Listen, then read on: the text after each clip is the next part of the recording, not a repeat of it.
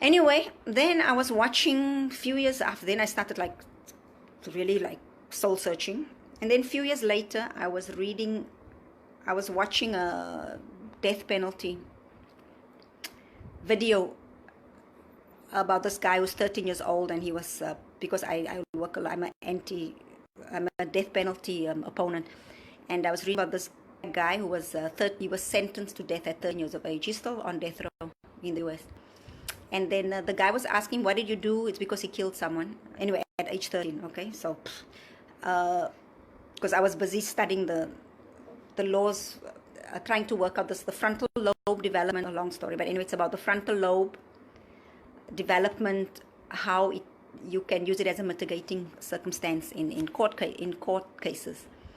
And then this guy, as he was talking, I could see the back in his cell, and I saw the book. I saw the word eugenics, and I thought, what is that? And then I Googled, and I got some books on eugenics, and I was like, I'm actually an advocate of eugenics, because I'm okay with killing off people who are burdens, who I assume would be a burden to society, or who I assume is a burden. And I was in shock, because now I'm a Nazi, and eugenics, Nazism is the genocide part of Nazism is basically eugenics, and I was in shock. And then I also found out that's what they're doing in South Africa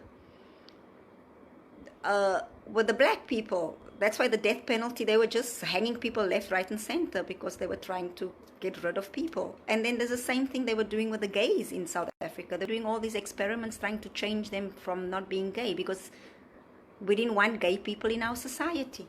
I was a bit shocked that, yeah, I am so Amandla Awetu, I'm against all this white supremacy and all that, but I support this one part of their project, which is creating the perfect race. And then I started looking at my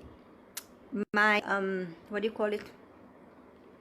My perception of abortion from another, in a different light.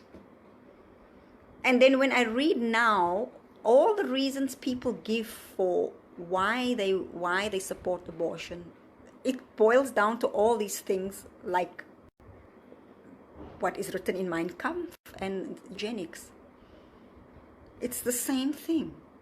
It's all about deciding who's a burden, deciding what is a burden, deciding who you want in your life, what kind of people you want in your life or around you or in your society, in your nation. That's what it is. So pro-choice people, from my point of view, they want to just be individuals, and if anything happened to them, so what was I saying? Okay, so the pro-choice people. So I think if you're pro-choice, you have to consider what you mean when you say, oh, I don't want this baby because it's going to be a burden, or, it has this defect and it's going to suffer, and I have a career, I got better things to do with my life, and blah, blah, blah, blah, blah, blah. Maybe read a few more books and just see. It might change your position, it might not, but anyway, try.